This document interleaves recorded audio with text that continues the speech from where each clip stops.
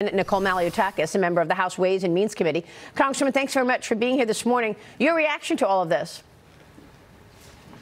Look, I think the people at home really need to consider what is the party that is the threat to democracy? It's clearly the Democratic Party. Look what they are doing right now. They are removing a candidate from the ballot in Colorado over something where there was no charge, there was no conviction. They are also doing everything they can to radically change our election laws. Look what they're doing here in New York State, where they threw out our congressional maps in an effort to tilt the scale and influence next year's election. They are going against the will of the voters and allowing absentee balloting, which is something that is against the Constitution in New York, right? Unlimited mail-in voting, non-citizens, allowing non-citizens to vote in our elections, prosecuting the front runner on multiple sham charges to try to remove him from the ballot again. So this is just something that we're seeing over and over from the Democrat Party, and it's very reminiscent of what you see, quite frankly, in communist countries, where they go after the political opposition. They just want to try to tilt the scale in their favor, and that's exactly what they're doing with all these different policies and actions. All very good points, Congresswoman, but you're an elected official, and you actually have a slight majority in the House of Representatives. Can you do anything about it? Well, this is something that's going to have to go to the Supreme Court, and I have faith that the Supreme Court is going to throw this out. Now, with regards to states like mine, we're actively in court fighting them on all these different fronts, whether it's this mail-in voting that's unconstitutional, it's the non-citizen voting, which we won in court, and of course, Mayor Adams is appealing that decision. We have to duke it out in law. That's bottom line. I mean, it's not something that necessarily could be legislatively addressed. It has to be addressed in the courtroom. Tell us what's going on in Staten Island and Brooklyn regarding the housing for illegal migrants right now. Are you needing to turn various places in Staten Island over to the feds to create new housing for the illegals right now?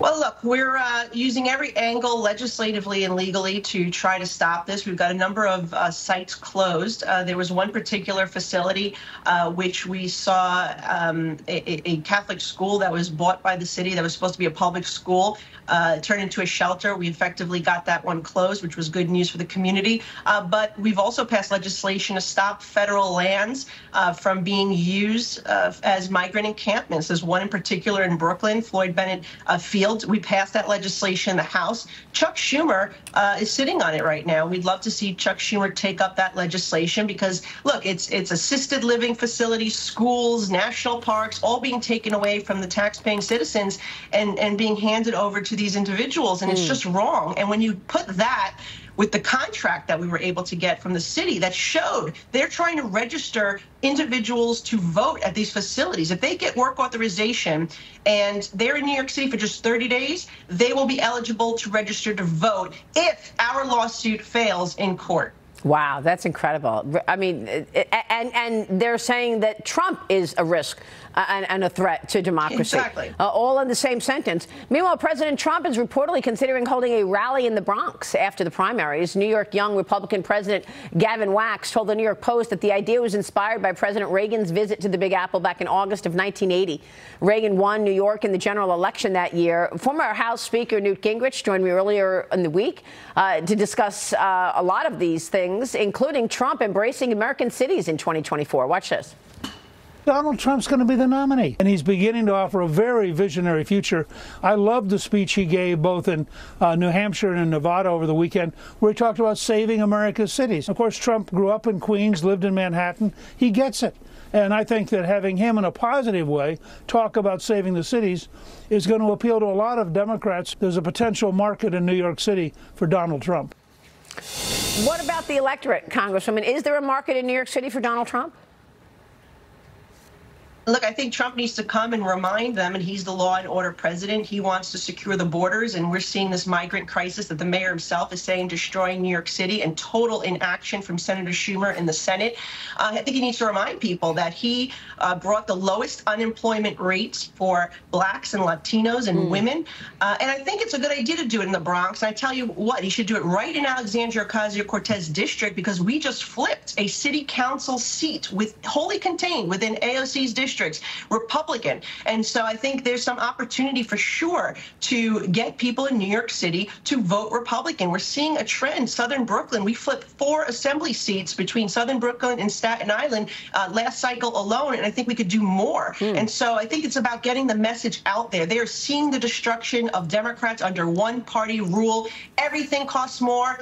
Crime is out of control. The migrant crisis is bankrupting our city. The mayor's going to do a across-the-board freeze for cops. They keep passing legislation that makes it less safe for New Yorkers. They just did it again yesterday. They passed another bill in the city council that further ties the hands of our police that are already understaffed, and that's just going to lead to more crime increasing. So there's opportunity here because people in New York City want to see a balance. Todd. Congresswoman, with those flips that you just mentioned, with the 2022 election results where Lee Zeldin barely lost to Kathy Hochul, and in light of the fact that Joe Biden's migrant crisis is having an outsized impact, not just in New York City, but throughout New York State, is it realistic to think that Donald J. Trump could beat the Democrat, presumably Joe Biden, in New York State in 2024?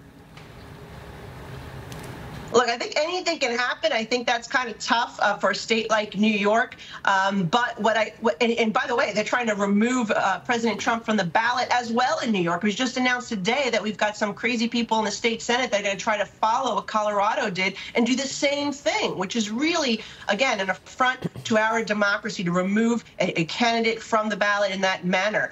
But I do think that there is opportunities for us to continue to grow. When I ran for mayor of New York City, we flipped multiple council seats that are currently in Democrat hands. And so there's an opportunity there to win those seats, win assembly seats. And it's a shame that Lee Zeldin didn't win, because things would be very different. And the other factor for New York City is this congestion pricing. 4 out of the 5 boroughs vehemently oppose this congestion pricing that's just going to hit people with thousands of dollars in increased tolls to drive into another borough in the city in which they live. Yeah, it's going to get expensive, that's for sure. But one of the overriding issues in New York, of course, is the border. Customs and Border Patrol told Fox since December 1st, more than 200,000 migrant encounters have been recorded at the border, an average of more than 10,000 people coming to America every day. Texas Governor Greg Abbott is now sending planes of illegal migrants to Chicago. The first one had 120 migrants on it, Congresswoman. How many illegal migrants would you say are in Staten Island and in Brooklyn? What is your take on the impact of the open border? There are thousands. There's about over 100,000 individuals that have come through the city of New York. And the reality is the president's policies are actually anti-immigrant when you think about it. People coming over the border, paying the cartels thousands of dollars to get here, apply for asylum even if they don't qualify, and they're being bumped up and their cases are being heard before the people who have been waiting in line for years. We've been working with a number of constituents who have been stuck in this bureaucratic red tape and are being pushed further down the line because this president is prioritizing individuals who pay the drug cartels to come over the southern border. It's completely outrageous and it's unsustainable. And Chuck Schumer could easily resolve this today by passing our Border Security Act that we passed in May. The fact that he will not allow a vote to take place. Look, won't allow democracy to take place, won't even let his senators vote on legislation that passed in a bipartisan manner out of the House. It's truly outrageous that, and people need to recognize that. If they want things to change, they need to elect a new president. They need to make sure we take a Republican Senate, or at least one out of those two, so we can have the leverage necessary. But right now, that is the House's #1 priority. We're using everything we can in this appropriations battle to leverage, to get border security and go back to some of those policies from the Trump administration that were working. All right, Congresswoman, good to see you this morning. Thanks very much. We'll be watching. Thank you. Nicole.